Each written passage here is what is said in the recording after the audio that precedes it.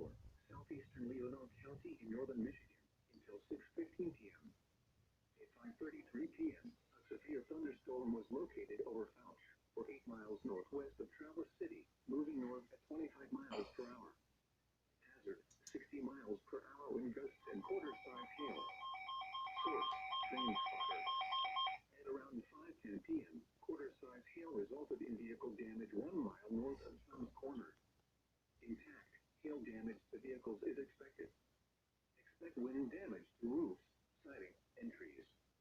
Locations impacted include Leland, Bingham, Sutton Bay, Cedar, Graniteville, Lake Leelanau, Fouch, and Good Harbor.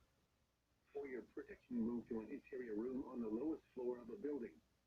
Repeating, a severe thunderstorm warning has been issued until